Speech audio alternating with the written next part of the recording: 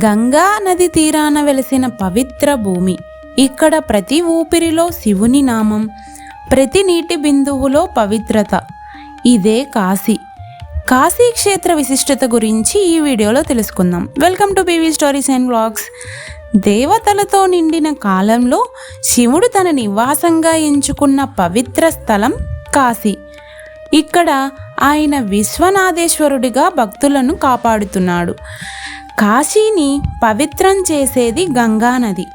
గంగానదిలో స్నానం అంటే పాపక్షయానికి చిహ్నం. గంగానదిలోని ప్రతి నీటి బిందువు మోక్షానికి మార్గం. శ్రీ కాశీ విశ్వనాథ ఆలయం. ఇక్కడ భగవంతుడు కేవలం దేవుడే కాదు, భయాన్ని తొలగించే దైవశక్తి. ఆయనను దర్శించేవారు మోక్షానికి దారి తీసే శక్తిని పొందుతారు. కాశీలో ప్రాణం విడిచిన వారికి స్వయంగా శివుడు తారక మంత్రం చెవిలో చెప్పి జీవాత్మను మోక్షానికి నడిపిస్తాడని నమ్మకం. అందుకే కాశీని మోక్షపురి అంటారు. కాశీలో ప్రతి గల్లీ, ప్రతి ఘాట్, ప్రతి క్షణం శివనామ స్మరణతో నిండిపోయి ఉంటుంది. ఇక్కడ వాతావరణం మనస్సును మైమరిపించే ఆధ్యాత్మికత శక్తి.